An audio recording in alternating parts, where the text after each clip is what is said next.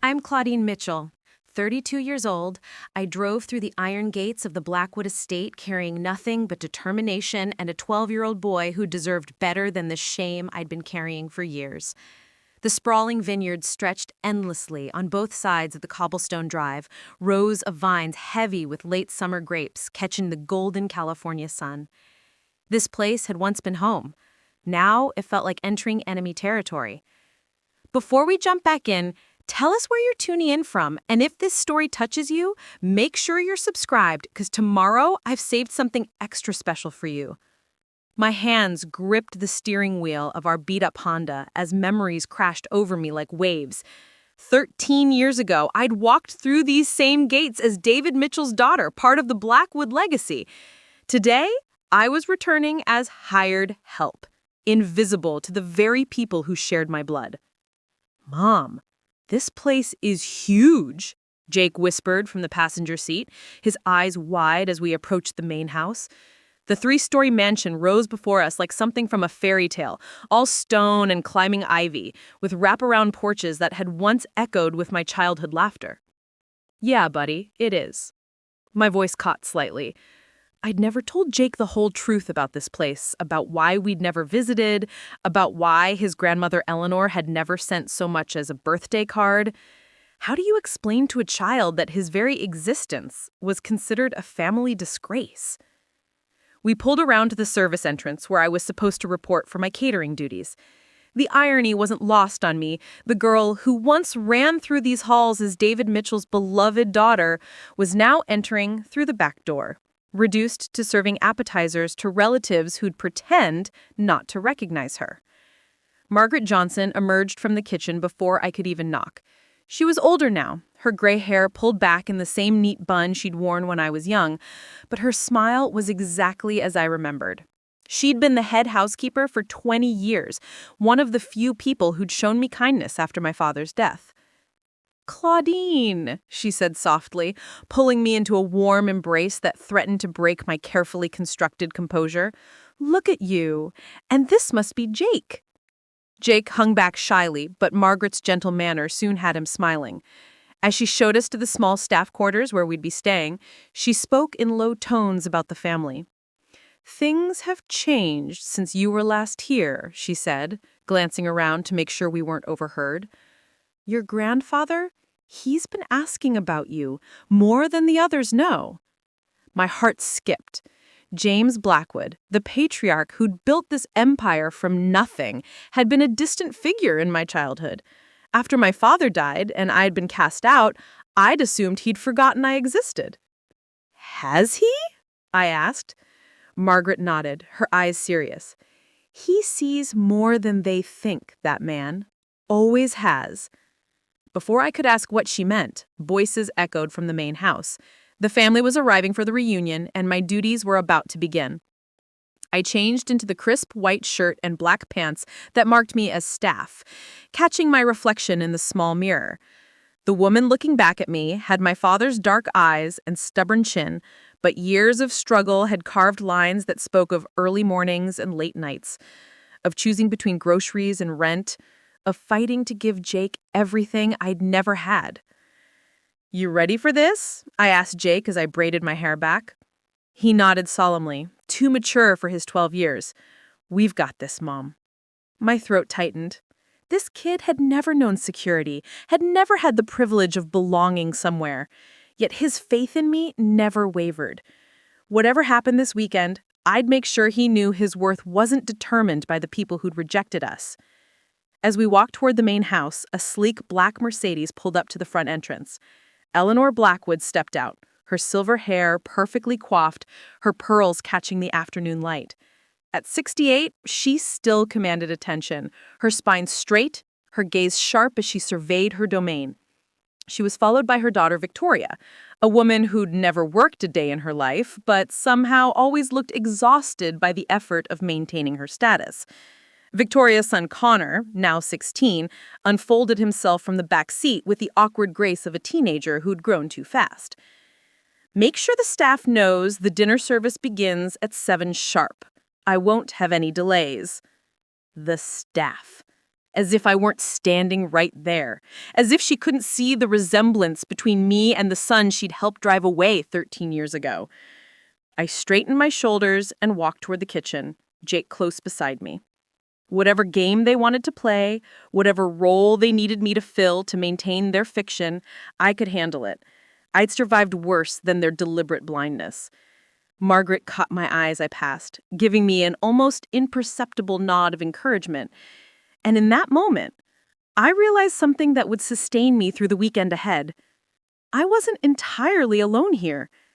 And maybe, just maybe, that would be enough. The reunion was about to begin, and the Blackwood family had no idea that their carefully controlled world was about to shift in ways they never could have imagined. The next morning, I stood in the kitchen at 5 a.m., arranging pastries on silver platters while the family slept in their silk sheets upstairs. The irony tasted bitter in my mouth. I was preparing breakfast for people who shared my DNA, but treated me like furniture. Jake helped me carry serving trays to the dining room, his young eyes taking in the oil paintings and crystal chandeliers that had once been part of my world.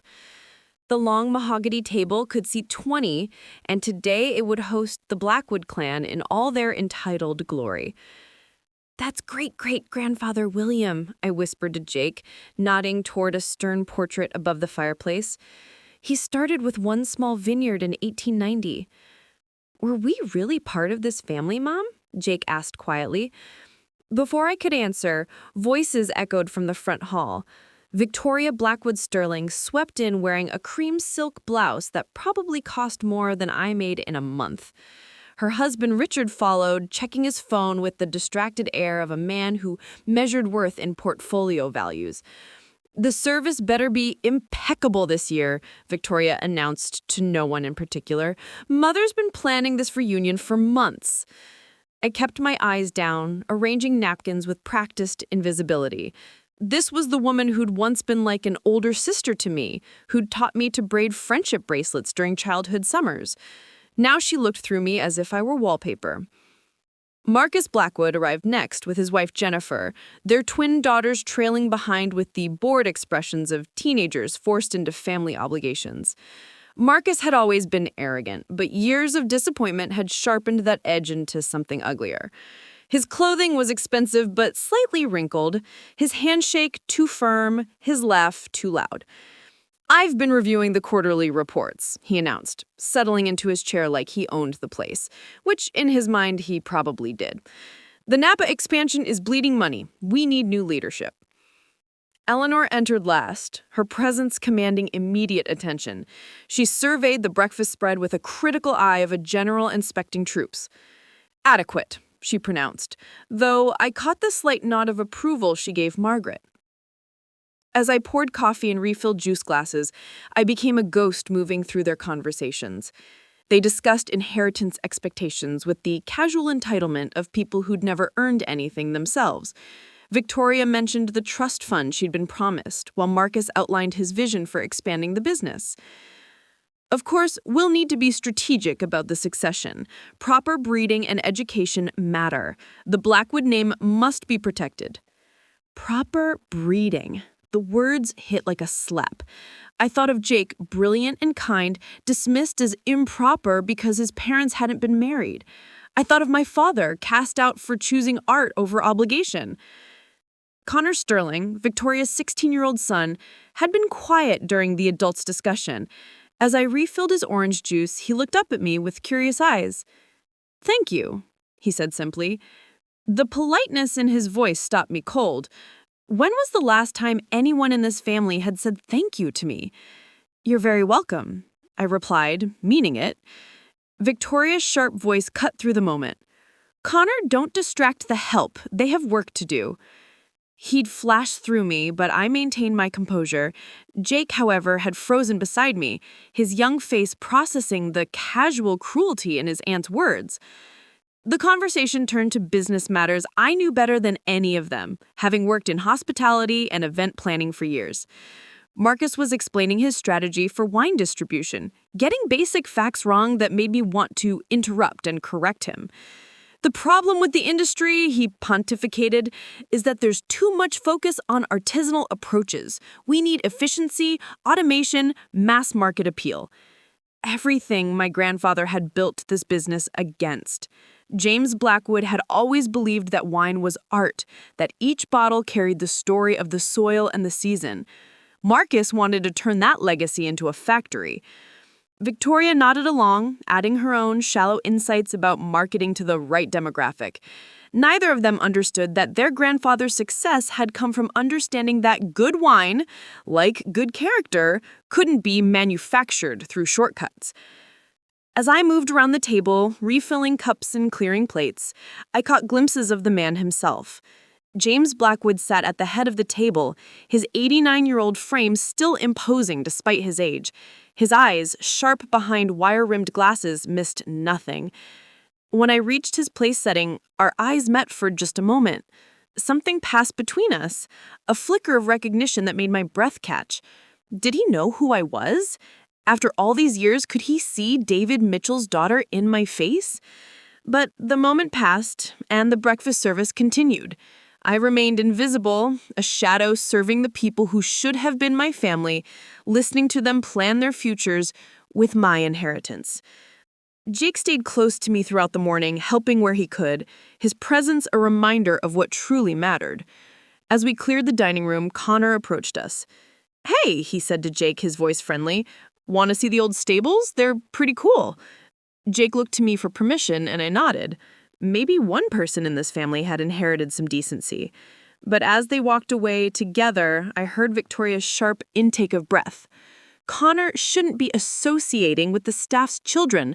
What will people think? Indeed, Eleanor replied, her voice ice-cold.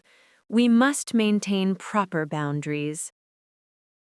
I gripped the coffee pot tighter, my knuckles white with the effort of staying silent. These people had once been my family, had once claimed to love me. Now they discussed me like I was a problem to be managed, a stain on their precious reputation.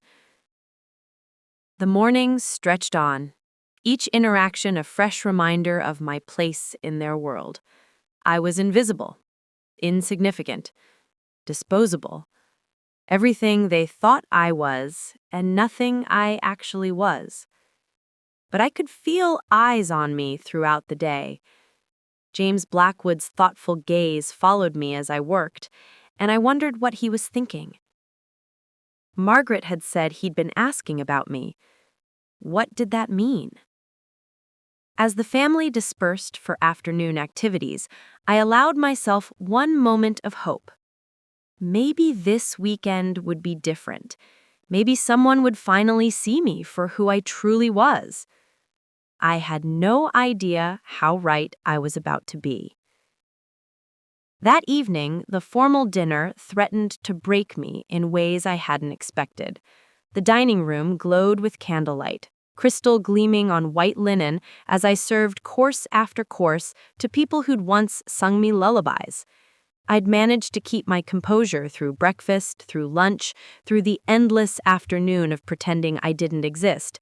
But something about the dinner service, the way they laughed and shared memories while I moved like a ghost among them, felt like a particular kind of torture. Jake had been relegated to the kitchen after Victoria's complaints about proper boundaries. He sat at the small staff table, doing homework while Margaret warmed up leftovers for him. Every few minutes, I caught glimpses of him through the serving door, his head bent over math problems, completely unaware that the people I was serving should have been celebrating his existence instead of treating it like a shameful secret. The conversation at the main table centered on family traditions and shared memories. Victoria regaled the group with stories of childhood summers, painting a picture of perfect family harmony that erased my father's existence entirely. "Remember how Grandpa used to take us through the vineyards every morning?" She laughed, her voice warm with nostalgia. "He'd explain how each variety needed different care, different attention." Marcus nodded, cutting into his filet mignon. "Those walks taught me everything I know about the business. He always said the Blackwood legacy was about understanding what truly matters." Preparing and narrating this story took us a lot of time, so if you are enjoying it, subscribe to our channel. It means a lot to us. Now back to the story. The hypocrisy was breathtaking. My father had taken those same walks, had learned those same lessons, had loved this land with the passion of someone who truly understood its value. But in their version of history, David Mitchell never existed. As I leaned over Eleanor's shoulder to refill her wine glass, she continued the conversation without acknowledging my presence. "Family bloodlines matter," she said, her voice carrying the authority of someone accustomed to defining truth. "Proper breeding, proper values, proper commitment to the Blackwood name. That's what built this empire." The wine glass trembled slightly in my hand. Proper breeding, as if love and commitment and sacrifice meant nothing without a marriage certificate. Victoria seized on her mother's words, her voice growing more animated. "Exactly. We can't have the family name associated with just anyone. Standards must be maintained."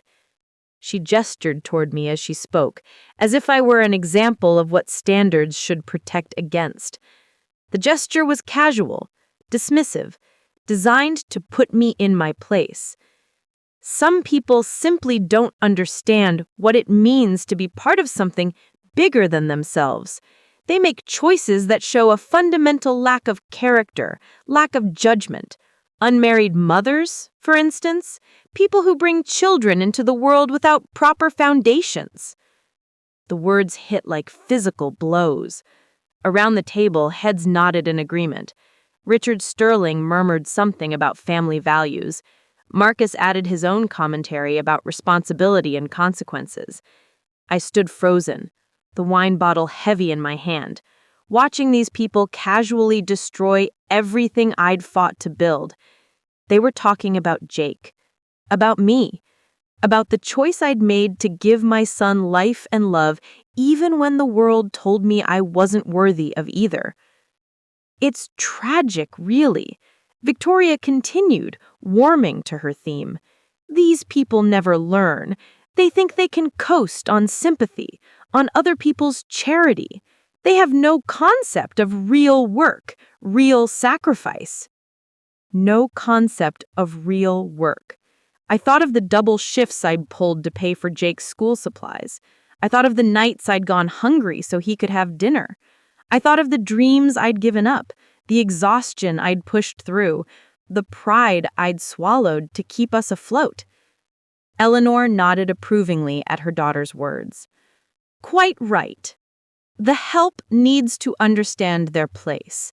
Some people are simply born to serve." Born to serve. The phrase echoed in the sudden silence that followed. Around the table, family members continued their meal, but I could feel the weight of their judgment, their casual cruelty, dressed up as moral superiority. Through the serving door, I saw Jake look up from his homework, his young face confused by the strange tension he could sense but not understand. My protective instincts flared. Whatever they said about me, I wouldn't let them poison my son with their venom.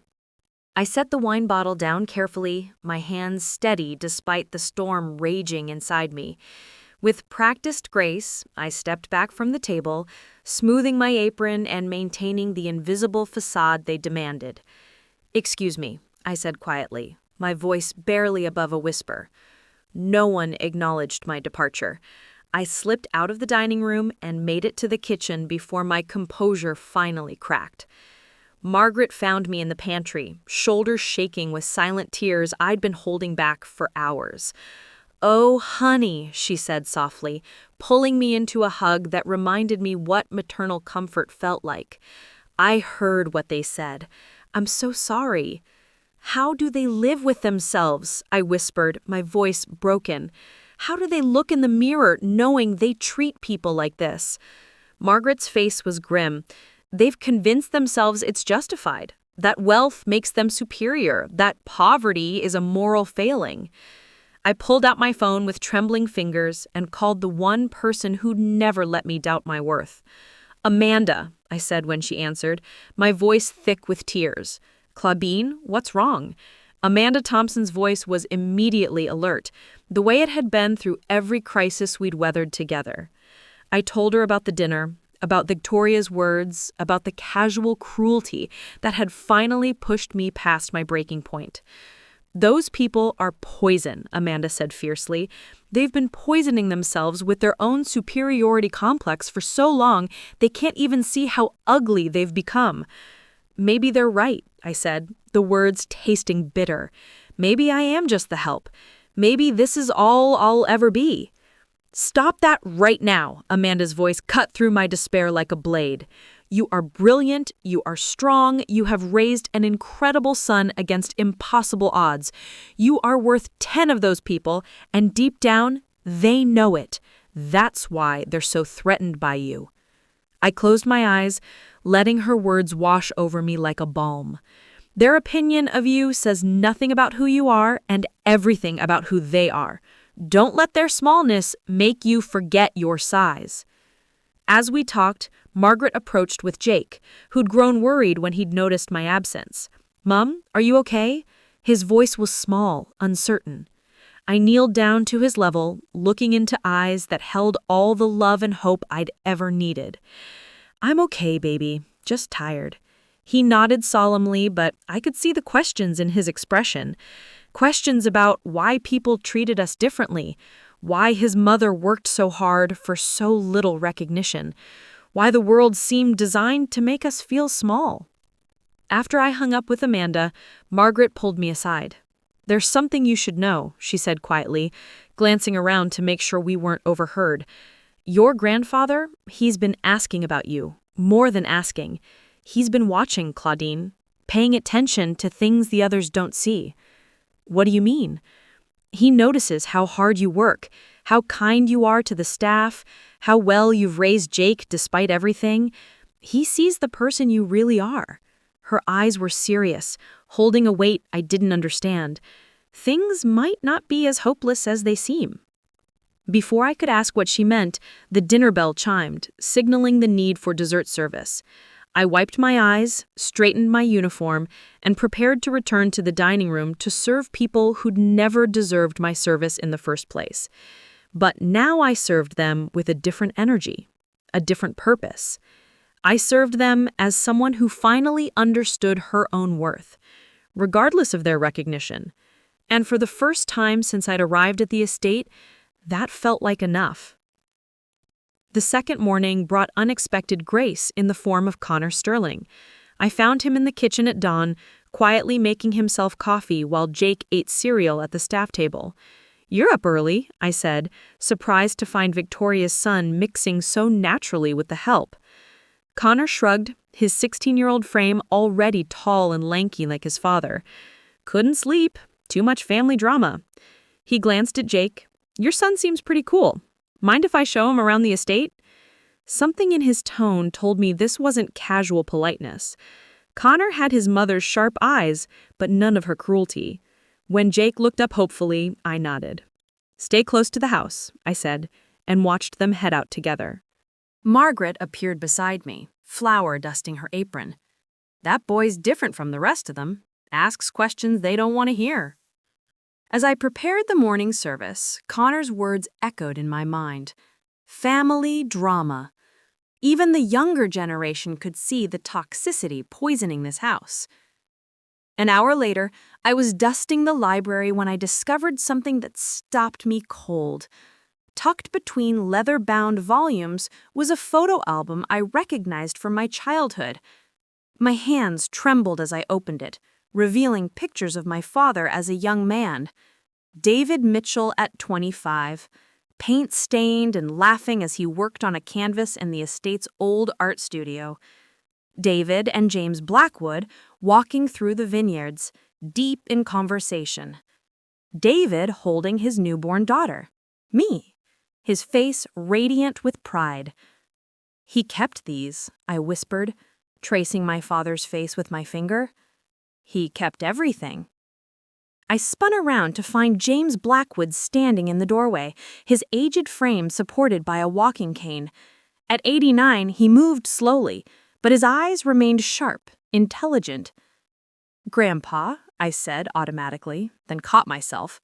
"I'm sorry, I was just cleaning and—" He held up a weathered hand. "You look like him, you know. David had that same stubborn set to his jaw when he was determined about something." My heart hammered against my ribs. He knew! He'd always known. "I've watched you this weekend. Watched how you work, how you treat people, how you've raised that boy. David would be proud." Tears burned my eyes. "You remember him?" "Remember him? Child, I never stopped loving him. Even when this family convinced themselves he was a disappointment, I knew better. Your father had integrity, something that's become increasingly rare in this house." Through the window, I could see Connor and Jake examining something in the garden, their heads bent together in easy conversation. "Connor reminds me of David," James said, following my gaze. "Questions everything, sees through the pretense. Victoria doesn't know what to do with a son who thinks for himself." "Why didn't you ever—" I started, then stopped. "How do you ask your grandfather why he let you struggle alone for 13 years? Contact you?" His voice was gentle but sad. "Eleanor made it clear that anyone who acknowledged you would be cut off from the family. I was already fighting to keep control of my own business. I thought I could do more good from the inside." "And now?" His eyes met mine, and I saw something that looked like regret mixed with determination. "Now, I'm 89 years old, and I've learned that some things matter more than keeping peace." Before I could respond, Victoria's voice echoed from the front hall. "Connor, where are you? Mother wants the family gathered for photos."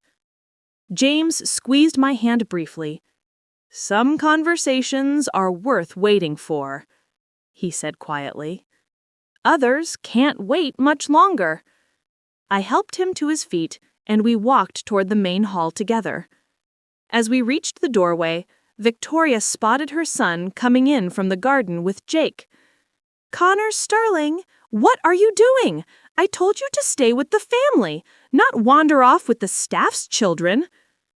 Connor's jaw tightened, and for a moment I saw exactly what James meant about the resemblance to my father. "Jake was showing me the old art studio," he said evenly. "Did you know Uncle David used to paint there?"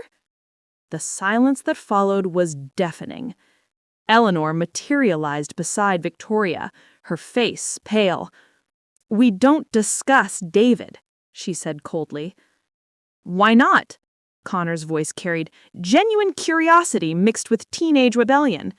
"He was part of this family too, wasn't he?" "Was" being the operative phrase, Victoria snapped. "Some people make choices that separate them from family forever." I felt Jake stiffen beside me, sensing the undercurrents he couldn't fully understand. Connor looked from his mother to his grandmother, then directly at me. In that moment, I saw recognition dawn in his eyes.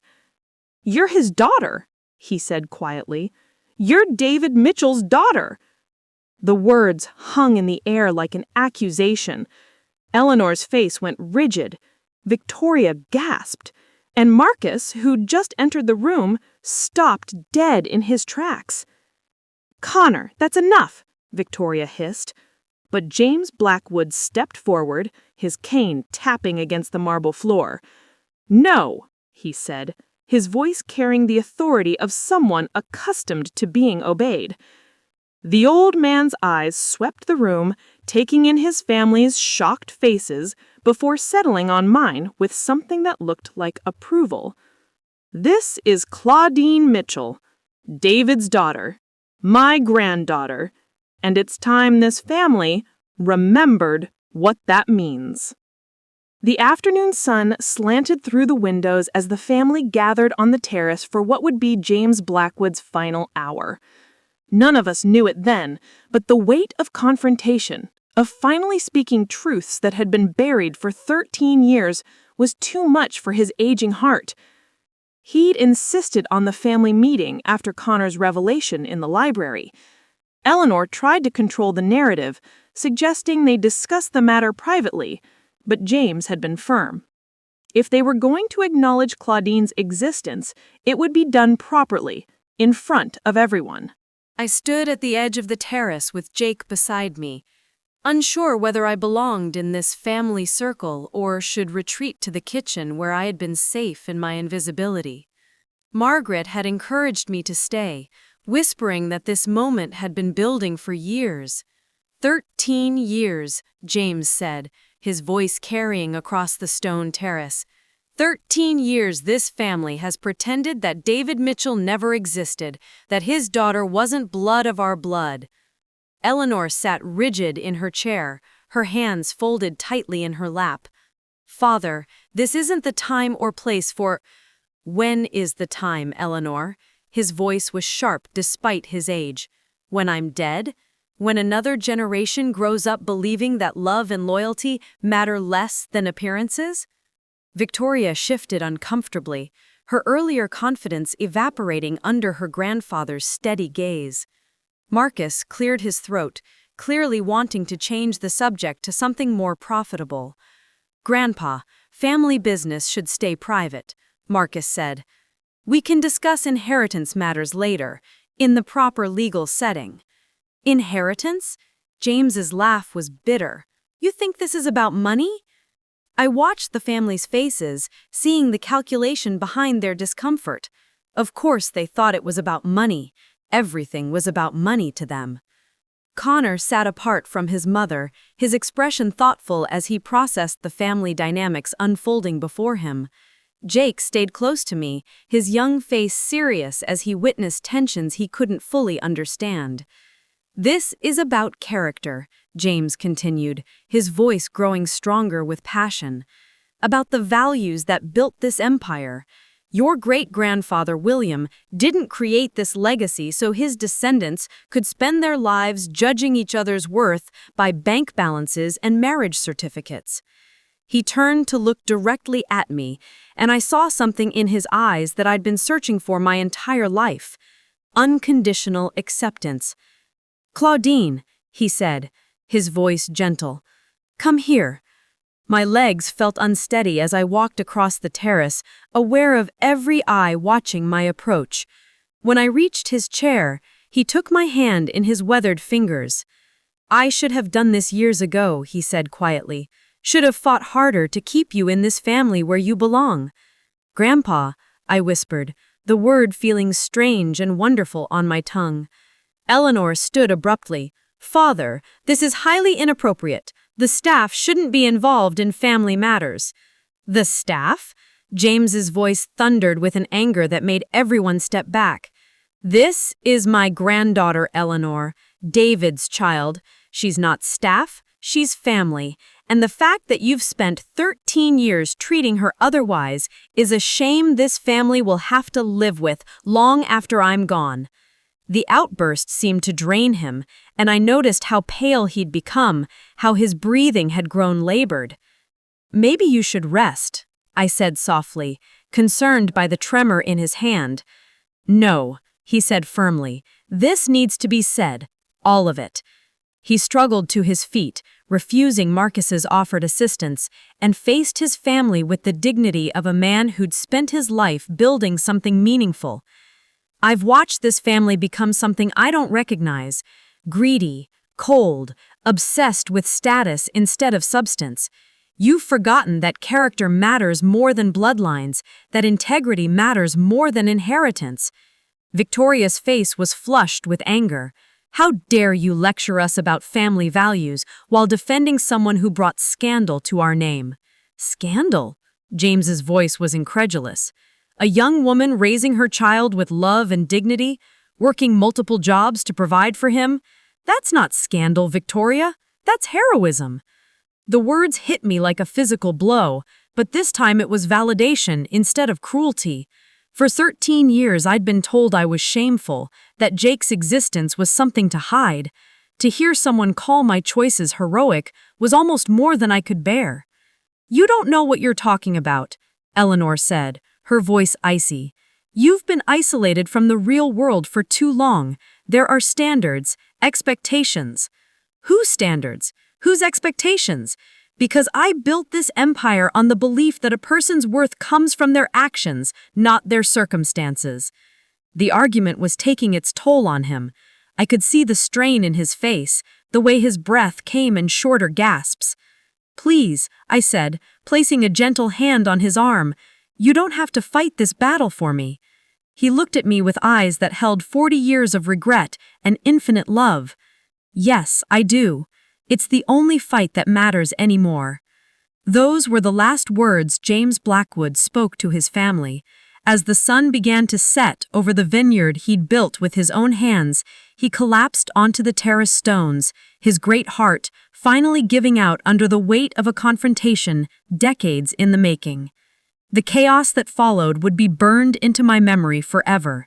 Eleanor's scream, Marcus shouting for someone to call 911, Victoria frozen in shock as Connor knelt beside his great-grandfather, and me, holding the hand of the one person who'd finally seen my worth, watching the light fade from his eyes as paramedics fought to save a life that was already gone. James Blackwood died as he had lived, fighting for what he believed was right, and in his final moments, he'd given me something no amount of money could buy, the knowledge that I was loved, valued, and worthy of the family name I'd been denied for so long. The patriarch was gone, but his words would echo through the battles still to come. The house felt different after James Blackwood's death, as if the very walls were holding their breath. By evening, Rebecca Davis had arrived with her leather briefcase and professional composure, transforming grief into legal procedure with the efficiency of someone who'd seen too many family crises. I found myself in an impossible position. Was I family, entitled to grieve openly, or was I still just the help, expected to maintain service through tragedy? The afternoon's confrontation had changed everything and nothing, leaving me suspended between worlds. Margaret made the decision for me, insisting I take the evening off while she managed the household's needs. I sat with Jape in our small quarters, trying to explain why the old man's death mattered so much when we'd barely known him. He was brave, Jake said simply, his 12-year-old wisdom cutting straight to the heart of things. He stood up for us when nobody else would. Through the thin walls, I could hear the family's hushed conversations, their voices tight with grief and something else I couldn't identify. Rebecca's arrival had shifted the mood from sorrow to anticipation, though none of them would admit it openly. There will be a formal reading of the will tomorrow, Rebecca announced during the brief family meeting I witnessed while serving coffee. Her voice was neutral, professional, but I caught the way her eyes lingered on Eleanor's face as if measuring reactions. Eleanor had taken charge immediately after James's death, her grief manifesting as an iron mead to control every detail. We'll need to coordinate with the funeral home, notify the extended family, arrange for proper announcements. Of course, Rebecca said, but the will reading takes precedence. Mr. Blackwood was very specific about the timing. Marcus leaned forward, his earlier shock replaced by something sharper. Specific how? He wanted minimal delay between his passing and the reading. Tomorrow afternoon, 2 o'clock. Victoria's hands fluttered nervously. Is that normal? Shouldn't we wait until after the funeral? Rebecca's expression didn't change. I follow my client's instructions. As the evening wore on, I noticed the family dividing into smaller groups, having conversations that stopped when I entered rooms. Marcus and his wife Jennifer whispered intensely in the library. Victoria paced the gardens with her phone pressed to her ear. Eleanor remained in her room, supposedly making arrangements, but speaking in voices too low to overhear. Only Connor seemed genuinely affected by his great-grandfather's death. I found him sitting alone on the terrace where James had collapsed, staring out at the vineyards that rolled toward the horizon. He really knew you, didn't he? Even when the rest of us didn't. I think he saw my father in me, I replied, settling into the chair beside him. Maybe that was enough. Connor was quiet for a long moment. My mom's scared, he said finally, his mom scared. She's been on the phone with lawyers all evening, asking about inheritance laws and will contests. The words sent a chill through me. Will contests? She thinks Grandpa might have changed his will recently. Something about his mental state, whether he was competent to make decisions. Like being fair to you was a sign of dementia. I thought about the sharp intelligence in James's eyes during our conversation in the library, the clear intention behind his words. There had been nothing incompetent about his final confrontation with the family. "What do you think?" I asked. Connor looked at me directly, his young face serious. He thinks he finally did what he should have done 13 years ago, and I think tomorrow's going to change everything. Later that night, Margaret found me in the kitchen, unable to sleep. "Couldn't rest either?" she asked, settling at the small table with 2 cups of chamomile tea. "Too much to process," I admitted. 2 afternoon, tonight, tomorrow. I keep feeling like I'm waiting for the other shoe to drop. Margaret's expression was knowing. "There's something you should understand about Mr. James," she said carefully. "He didn't make decisions lightly, especially about family matters." "What do you mean?" She glanced around, ensuring we were alone. "He's been planning this for years, Claudine. Not just acknowledging you, but other things. He watched how this family treated you, how they treated your memory of David. He saw Marcus's business failures, Victoria's entitlement, Eleanor's manipulations." My heart began to race. "Margaret, what are you saying?"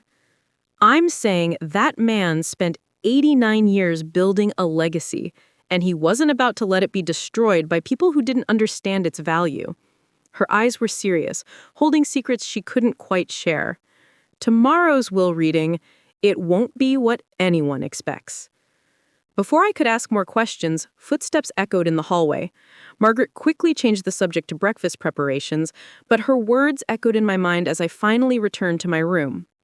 Jake was asleep, his breathing soft and steady in the darkness. I sat on the edge of my narrow bed, looking out at the estate that once had been my father's home, trying to prepare myself for whatever tomorrow would bring. James Blackwood had fought his final battle for me this afternoon. Now, from beyond the grave, he was apparently preparing to fight another one. I just hoped I was strong enough to handle the victory he seemed to have planned. 2:00 arrived like a reckoning. The family gathered in James Blackwood's study, the same room where I'd discovered my father's photographs just 2 days earlier.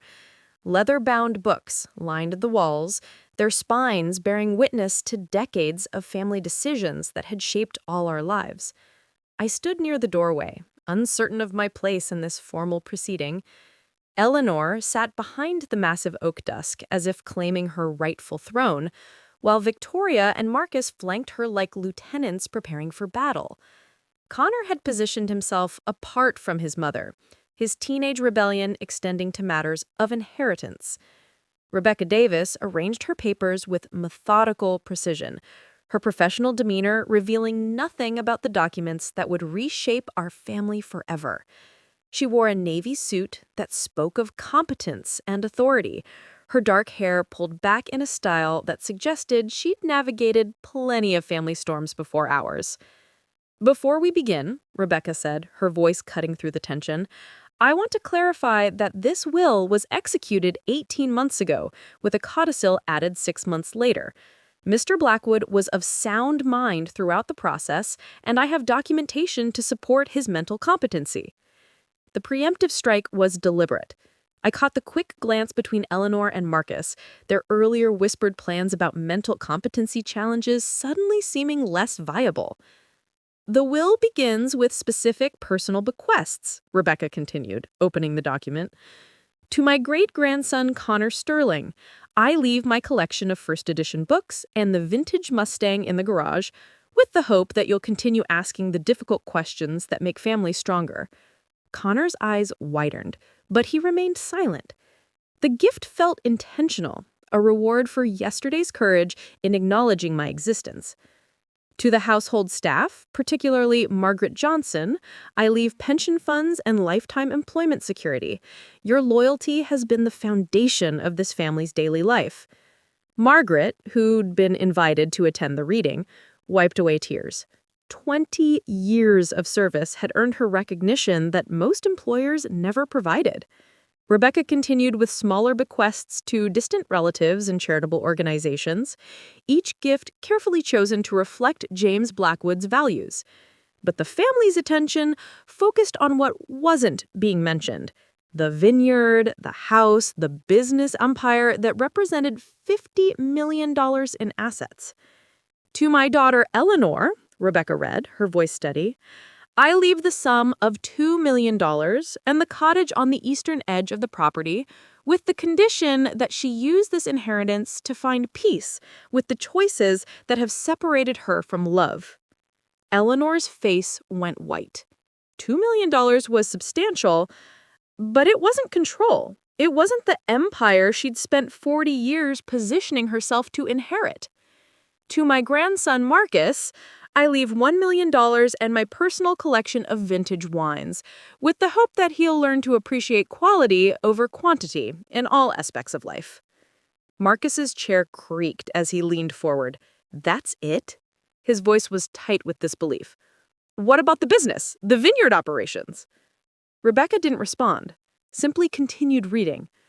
"To my granddaughter Victoria Sterling, I leave $1 million and my late wife's jewelry collection, with the wish that she'll find value in things that cannot be purchased."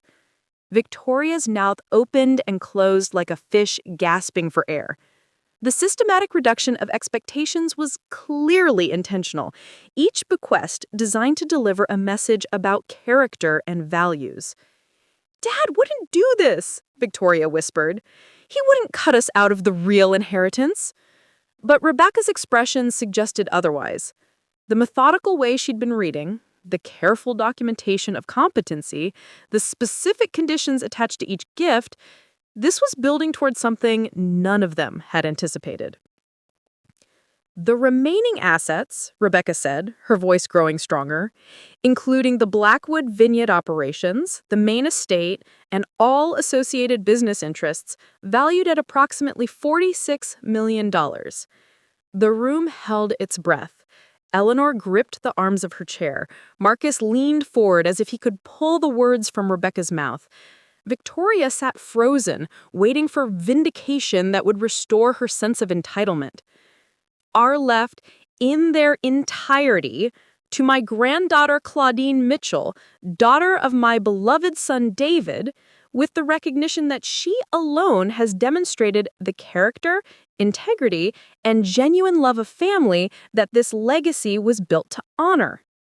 Silence exploded through the room like a detonation. For a moment, no one moved, no one breathed, no one processed what they had just heard. Then Eleanor shot to her feet, her composure finally cracking. "That's impossible. She's not even family. She's staff." "She's David's daughter," Rebecca said calmly. "That makes her Mr. Blackwood's granddaughter and a legitimate heir." Marcus was on his feet now too, his face red with rage. "This is fraud, mental incompetence. You can't inherit a business empire to someone who works as a housekeeper." "Why not?" Connor's voice cut through the chaos, young but steady. "If she's the one who deserves it." Victoria whirled on his son. "Connor, be quiet. This doesn't concern you." "Doesn't it?" His voice was gaining strength. "Great-grandpa saw something in her that he didn't see in the rest of us. Maybe we should ask ourselves why." But the adults weren't listening to teenage wisdom. Eleanor had moved to Rebecca's side, demanding to see documentation. Marcus was already on his phone, calling lawyers. Victoria paced the room like a caged animal, muttering about challenges and investigations. Through it all, I stood in the doorway, my world tilting on its axis. $46 million. The vineyard empire. Everything James Blackwood had built. Everything my father had loved and been cast out from. Everything this family had used to justify their superiority over me. It was mine. The inheritance wasn't just money or property. It was vindication. It was justice. It was the old man's final declaration that character mattered more than bloodlines, that integrity trumped entitlement, that love was stronger than the prejudice that had poisoned this family for 13 years. But looking at their faces, seeing the rage and disbelief and calculating desperation in their eyes, I realized that winning this inheritance was only the beginning of the battle. They weren't going to let me walk away with their fortune without a fight. The chaos that followed Rebecca's announcement felt like watching a family implode in real time. Eleanor's carefully constructed authority crumbled as she demanded to examine the will, her manicured fingers shaking as she flipped through pages that legally stripped away everything she'd spent decades positioning herself to control. "This is a forgery," she declared, her voice high and desperate. "My father would never leave the family business to her." Marcus paced behind her, his phone pressed to his ear as he barked instructions to some lawyer who probably never handled an inheritance dispute of this magnitude.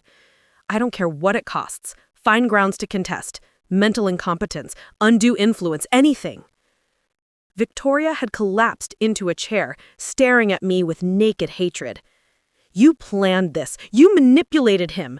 A dying old man, isolated and confused?" "Enough." Rebecca's voice cut through their hysteria like a blade. Mr. Blackwood was evaluated by 3 separate physicians in the months before his death. His mental acuity was documented as excellent. Furthermore, this inheritance was planned over a period of 18 months, with multiple revisions and careful consideration. She turned to address me directly, her professional composure an anchor in the storm of family rage. "Miss Mitchell, the inheritance includes immediate access to personal accounts totaling $2 million, with the remainder to be transferred upon completion of standard probate procedures." $2 million? Immediate access? I thought of Jake probably doing homework in the kitchen right now, unaware that our entire world had just transformed. No more double shifts, no more choosing between groceries and rent, no more swallowing pride to keep us afloat. "There has to be something we can do," Eleanor said, her voice breaking. "Some way to challenge this madness." Rebecca's expression remained neutral. "You're certainly entitled to pursue legal challenges. However, I should mention that Mr. Blackwood anticipated this possibility and included specific provisions." She flipped to another section of the will, her voice taking on the cadence of someone delivering a final blow. "Any family member who contests this will forfeits their individual bequests entirely.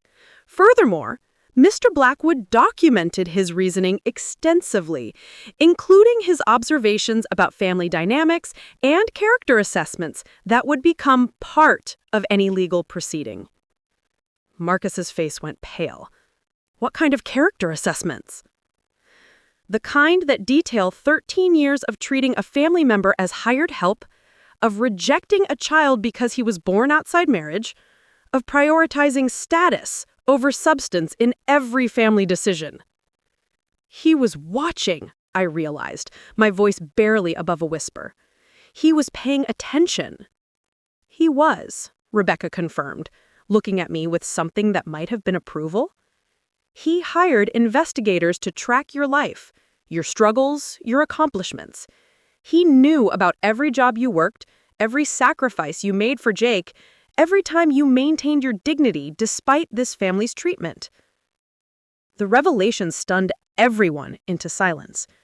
James Blackwood hadn't just made a spontaneous decision based on yesterday's confrontation. He'd been systematically documenting our lives, building a case for why I deserved the inheritance they had all assumed was theirs by birthright. Connor broke the silence, his young voice filled with wonder. "He really saw us, didn't he? All of us. What we really were instead of what we pretended to be?" Victoria turned on her son with fury. "How can you defend this? She's stealing your inheritance, your future." "Is she?" Connor stood up, his 16-year-old frame tall and determined. Or did great-grandpa give it to the person who actually deserved it? The simple question hung in the air, unanswerable because the answer was too painful for them to acknowledge. Eleanor made one final attempt to assert control. "This won't stand," she said, her voice cold with determination. "We'll fight this with every resource at our disposal. You may have fooled an old man, but you won't fool the courts." I found my voice finally, the shock giving way to a strength I'd never known I possessed. "I won't let you destroy what he built out of spite." What he built? Marcus's laugh was bitter. "You think you can run a $50 million business? You're a housekeeper." "I'm a granddaughter," I replied, the word carrying 13 years of suppressed truth. "And I'm David Mitchell's daughter. I understand this business and these values better than any of you ever have." Rebecca began packing her documents, the legal formalities complete. "Miss Mitchell, I'll need to meet with you tomorrow to begin the transfer process. There are business operations to review, staff to meet, decisions that will require your immediate attention." The weight of responsibility settled on my shoulders like a mantle. This wasn't just about money or vindication. I was inheriting a legacy, a business empire, the dreams my grandfather had built and my father had loved. As the family continued their shocked whispers and desperate planning, I walked to the window that overlooked the vineyards. Rows of grapevines stretched toward the horizon, their leaves catching the afternoon sun like a promise of harvest to come. Tomorrow, those vineyards would be mine. The responsibility was terrifying and exhilarating in equal measure. Behind me, Eleanor's voice was sharp with determination. "This isn't over, Claudine. Not by a long shot." I turned to face them. These people who'd rejected me for 13 years and now couldn't accept that their victim had become their victor. "You're right," I said calmly. "It's not over. It's just beginning." The hours following the will reading felt like preparing for war. The family had retreated to separate corners of the estate, each faction plotting their response to an inheritance that had shattered every assumption about their futures. I found Jake in the kitchen with Margaret, both of them looking worried by the shouting that had echoed from the study. His homework lay abandoned on the table, replaced by the kind of tension that even 12-year-olds could sense. "Mom, what happened in there?" His voice was small, uncertain. I knelt beside his chair, taking his hands in mine. How do you explain to a child that his great-grandfather he'd never met had just made him one of the wealthiest kids in California? "Your great-grandfather left us something in his will, something that's going to change our lives." "Something good?" I thought about Eleanor's threats, Marcus's fury, Victoria's hatred. "Something complicated," I said finally. "But yes, something good." Margaret had been unusually quiet since the reading, her face creased with worry. "They're not going to accept this lying down," she said when Jake went to use the bathroom. "Eleanor has already called 3 different law firms." Through the kitchen window, I could see Marcus pacing the gardens, his phone permanently attached to his ear. Victoria had locked herself in her room, but the sound of her voice carried through the walls as she made call after call to family friends and business contacts. "Let them call," I said, surprised by the steadiness in my own voice. James wanted me to have this inheritance. He documented his reasons, planned for their challenges. "It's not just about legal battles," Margaret warned. "These people know how to destroy reputations, how to turn public opinion. They'll paint you as a gold digger who manipulated a dying man." The word stung because I knew she was right. The local newspapers would love the story. Housekeeper inherits vineyard empire from employer. Without context, without understanding the family history, it would look exactly like the kind of manipulation they'd claim. My phone buzzed with a text from Amanda. "Saw the news alert about James Blackwood's death. Are you okay? Call me." News alert. My stomach dropped as I realized the inheritance would be public record within days. The story would spread through Napa Valley's tight-knit community like wildfire, carrying whispers and speculation about my worthiness for such a windfall. But before I could spiral into anxiety, Connor appeared in the kitchen doorway. His young face was serious, older than his 16 years, as he processed the family drama surrounding him. "Can I talk to you?" he asked quietly. We walked out to the garden, away from listening ears and prying eyes. The late afternoon sun cast long shadows across the manicured lawns that would soon be my responsibility to maintain. "My mom wants me to testify against you," Connor said, without preamble. "She thinks if I say great-grandpa was confused yesterday, showing signs of dementia, it might help their case." My heart sank. Connor had been the one bright spot in this toxic family dynamic. If they could turn him against me? "What did you tell her?" I told her no. His voice was firm, carrying an integrity that reminded me powerfully of my father. Great-grandpa wasn't confused. He was the most clear-headed person in that house yesterday. He finally said what needed to be said. Relief flooded through me. "Connor, you don't have to choose sides in this fight." "Yes, I do," he said simply, "because there is a right side and a wrong side, and I'm old enough to tell the difference." We were interrupted by the sound of cars pulling into the driveway. Through the trees, I could see a convoy of black sedans arriving at the main entrance. Lawyers, I realized. Eleanor had called in reinforcements. "It's starting," Connor said quietly. Indeed it was. Over the next hour, I watched through windows as the estate filled with legal professionals, family friends, and business associates summoned to evaluate the situation. Eleanor had transformed the living room into a war room, with documents spread across every surface and hushed conversations that stopped whenever I passed by. Victoria emerged from her room looking like she'd been crying, but her eyes held a dangerous determination. She'd apparently moved past grief into pure calculation, viewing this inheritance as a problem to be solved rather than a reality to be accepted. Marcus took a different approach, cornering me in the hallway with what he probably thought was reasonable discourse. "Claudine, let's be practical about this," he said, his voice taking on the patronizing tone of someone explaining simple concepts to a child. "You can't seriously think you're qualified to run a $50 million business empire." "Why not?"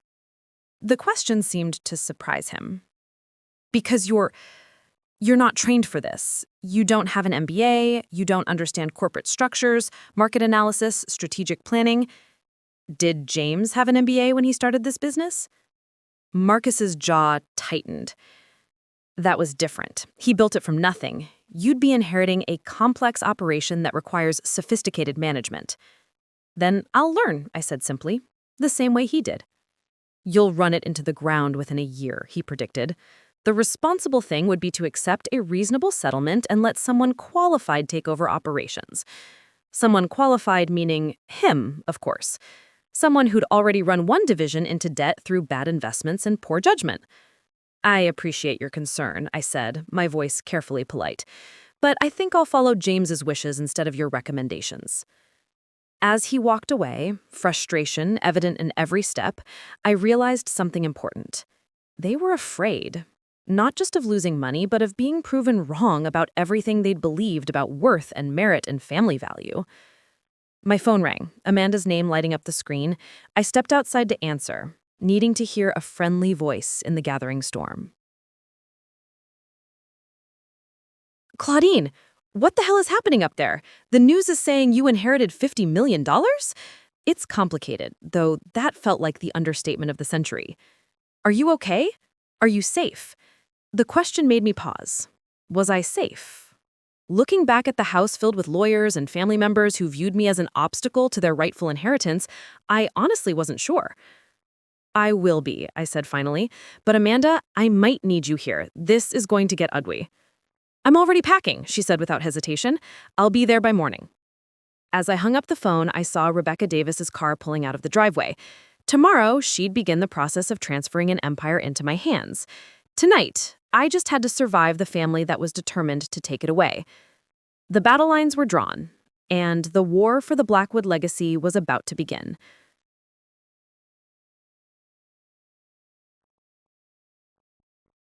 Three weeks later, I stood in James Blackwood's former office, now mine, watching the morning sun paint golden light across vineyards that stretched to the horizon. The legal battles had been swift and decisive. Rebecca's documentation proved unassailable, and the family's attempts to contest the will had crumbled under the weight of evidence. Eleanor had taken her $2 million and retreated to the cottage on the eastern edge of the property. Her 40-year reign over the family empire ended. Marcus had disappeared to San Francisco with his settlement, muttering about starting his own wine venture. Victoria had been the most bitter in defeat, packing her family and moving to her husband's family estate in Oregon, but not before making sure the local newspapers heard her version of events. The media attention had been brutal but brief. Housekeeper inherits wine empire had dominated headlines for a week, but Amanda's fierce defense and Rebecca's strategic release of James's documented reasoning had shifted the narrative. By the second week, the story had evolved into something closer to the truth. Grandfather's legacy recognizes character over birth order. Connor had surprised everyone by choosing to stay. At 16, he'd stood up to his mother's demands that he move to Oregon, insisting that his great-grandfather's house felt more like home than anywhere else. Victoria had relented, perhaps recognizing that fighting her son would only add to her public humiliation. "The harvest reports are on your desk," Margaret entered, with coffee that tasted like hope and new beginnings. She'd transitioned naturally from housekeeper to estate manager, her 20 years of observing operations making her invaluable in ways the family had never appreciated. Jake appeared in the doorway, backpack slung over his shoulder, ready for his new private school. The transition hadn't been easy for him, but he was adapting to wealth with the resilience that had always defined him. "Mom, Connor is driving me to school today. Is that okay?" I nodded, watching my son walk confidently towards a future that no longer was limited by circumstances beyond his control. Connor had become the older brother Jake had never had, and their friendship represented hope that this family might finally heal across generational lines. Amanda burst through the door with her usual energy, carrying spreadsheets and marketing proposals. She'd moved to Napa Valley permanently, taking charge of the vineyard's business development with the enthusiasm of someone who'd found her calling. "The distributors want to meet next week," she announced, spreading papers across the conference table. "They're curious about the new ownership, but the Blackwood reputation for quality is carrying us through the transition." I looked at the reports, the numbers that represented thousands of decisions made by workers who depended on this business for their livelihoods. The responsibility still felt enormous, but no longer impossible. What would James think? I wondered aloud. "He'd think you're exactly what this place needed," Margaret said with conviction. "Someone who understands that a legacy isn't about money. It's about values." Through the window, I watched workers moving through the vineyard rows, their hands gentle with vines that would produce next year's harvest. These were the people James had really built this empire for, the ones who understood that good wine came from good work and genuine care. Rebecca knocked and entered, carrying documents that would finalize the last legal transfers. The trust funds for the workers' children are established. College scholarships as Mr. Blackwood intended. Another piece of his vision falling into place. James hadn't just left me a business, he'd left me a blueprint for using wealth responsibly, for honoring the people whose labor created value. Connor appeared with Jake, both boys grinning about some shared joke. "We're heading out. Jake wants to see the new equipment in the processing facility." "Stay out of trouble," I called after them, but I was smiling. Jake's curiosity about every aspect of the operation reminded me of my father's enthusiasm for learning. As they left, I turned back to the vineyard view, thinking about the journey that had brought me here. 13 years ago, I'd been cast out of this family for having a child without marriage. Today, that same child was the heir to everything they'd tried to deny us. The phone rang with another business call, another decision that would shape our future.